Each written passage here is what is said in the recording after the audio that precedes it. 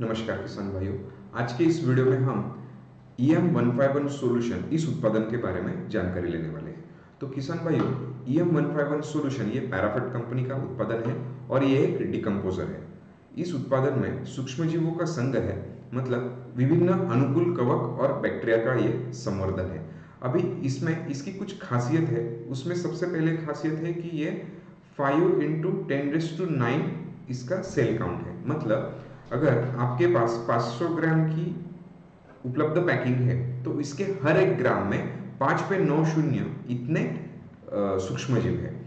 और सबसे महत्वपूर्ण बात कि ये डेक्स्ट्रोज बेस है।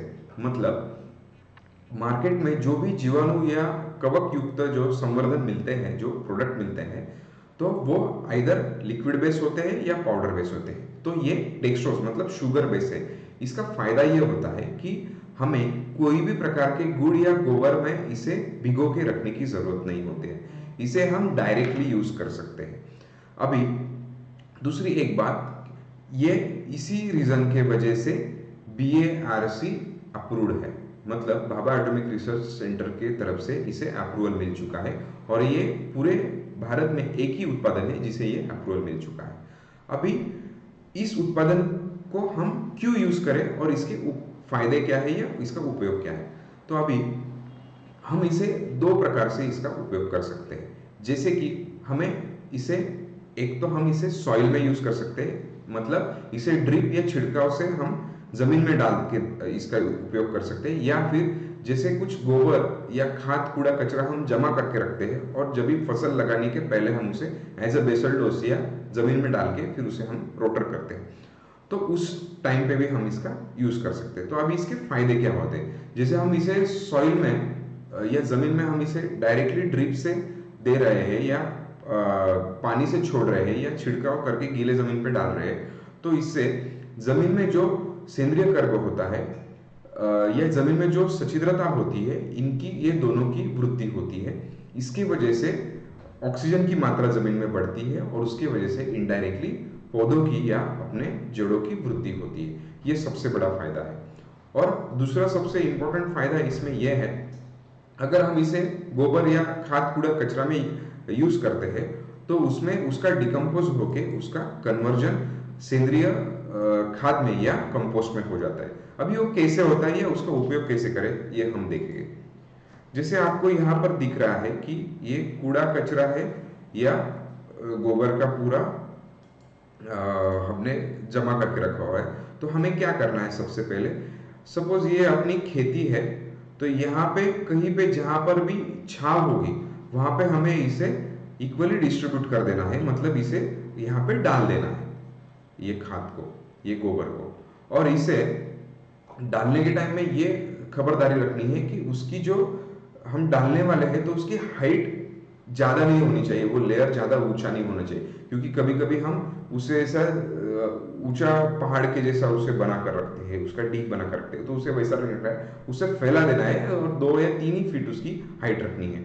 और उसमें जैसे अभी ये हमने फैला दिया है तो इसे जगह जगह पे हमें बाम्बूज से उसको गिड्ढे कर लेने हैं और वहां पे EM151 सॉल्यूशन का 50 से 70 लीटर के पानी में घुलो के उसे डायरेक्टली उसकी ड्रिंचिंग कर देनी है, उसका या छिड़काव कर देना है। इसका रीजन क्या है कि हमें ये सूक्ष्मजीवों का पूरा संघ हर जगह पे इक्वली डिस्ट्रीब्यूट कर देना है। अभी ये होने के बाद हमें क्या करना है कि सबसे पहले 40 से 50 दिन तक ये खबरदारी रखनी है कि हमें उसे हर 8 से 10 दिन में एक बार, मतलब 40 से 50 दिन में कम से कम 5-6 बार उसे गीला करना है। मतलब उसमें मॉइस्चर मेंटेन करना है, क्योंकि उन जीवाणुओं को या उन कवकों को डेवलप होने के लिए, जिंदा रहने के लिए या काम करने के लिए पानी की आवश्यकता होती है। उसके बाद में 40 से 50 दिन के बाद इस प्रकार से वो, जैसे कि कोई कोकोपीट है या कोई चाय की पाउडर जैसी पत्ती है, उस प्रकार से वो पूरा ड्राई हो जाएगा। तो ये एक्चुअली अपना कंपोस्ट रेडी हो जाता है या अपना खाद बेसल डोज को यूज करने के लिए रेडी हो जाता है। अभी उसके फायदे क्या होते हैं? अभी उसके फायदों में से एक फायदा है कि उसे हमें उसमें से N मिलेगा, P मिलेगा, K मिलेगा और सेंद्रिय कर्ब भी मिलेगा। मतलब नाइट्रोजन, फास्फोरस, पोटैश और सेंद्रिय कर्ब की नेचुरल सोर्स ऑर्गेनिक फॉर्म में हमें इस खाद में से मिल सकता है। ये जो हमें 40 से 50 दिन के बाद बन गया है, ये सबसे इंपॉर्टेंट है। उसके बाद में दूसरा इंपॉर्टेंट, जो कूड़ा कचरा जिसमें जो बुरशियां तैयार होती है, जो फंगस डेवलप होता है, जो हानिकारक होता है हमारे पौधों के लिए, कि पौधे मर जाते हैं, डैम्पिंग ऑफ होता है। तो जैसे कि पीथियम हो गया, राइजोक्टोनिया हो गया, फाइटोप्थोरा हो गया, फ्यूजेरियम हो गया, तो ये जिन कूड़े कचरे में या जो बचता है प्लांट्स के डेब्रिड्स, मतलब जो पहला प्लांटेशन है उसकी कुछ कूड़ा कचरा बच गया, उसे हमने रोटर मार दिया, तो उसके अंदर भी वहां पे वो फंगस डेवलप होता है। या फिर गोबर के अंदर भी जो न पचा हुआ कूड़ा कचरा है गाय का, तो वो भी इसमें डिकम्पोज हो जाता है, जिसकी वजह से क्या होता है कि फंगस डेवलपमेंट नहीं होता है। तो फिर फ्यूचर का जो प्रॉब्लम हमें आने वाली थी वो नहीं आती है। ये पहला हो गया। उसके बाद में तापमान, जैसे अगर हम गीला गोबर या खाद हम पौधों के यहाँ पर डालेंगे तो उसका तापमान लगभग 44 से 75 डिग्री सेल्सियस तक पाया जाता है। और पौधे को जिंदा रहने के लिए या पौधे की जड़ों की वृद्धि होने के लिए उसे कितना टाइम टेम्परेचर चाहिए, ज्यादा से ज्यादा 30 और कम से कम 16। तो यही जो हमने कंपोस्ट बनाया हुआ है, तो ये कंपोस्ट वहां पे 16 से 30 डिग्री सेल्सियस तक रेडी हो जाता है। तो उसके वजह से जड़ों की वृद्धि होती है और जड़ों को कोई भी हानिकारक परिस्थितियां नहीं बनती। प्रकार से ऑर्गेनिक फर्टिलाइजर अगर बनाना है तो आपको क्या करना है, अभी 1 से 5 टन का जो भी आपका गोबर और कूड़ा कचरा मिश्रण है, तो वहां पे आपको 500 ग्राम EM151 सॉल्यूशन उसका यूज करना है। कैसे यूज करना है पहले हमने देख लिया है। अगर आपका खाद डल चुका है तो फिर आपको 1 एकड़ में 500 ग्राम EM151 सॉल्यूशन जमीन के ऊपर छिड़काव कर देना है, या फिर ड्रिप होगा तो ड्रिप से दे देना है।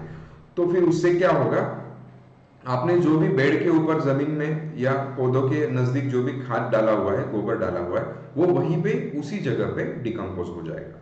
तो इस प्रकार से 2 उपयोग हम इसके कर सकते हैं। और हमें इसका सबसे ज्यादा फायदा ये होता है कि जो भी हम ऑर्गेनिक फर्टिलाइजर, ये जो मैन्योर यूज करने वाले हैं, तो इससे कम से कम 30 से 40%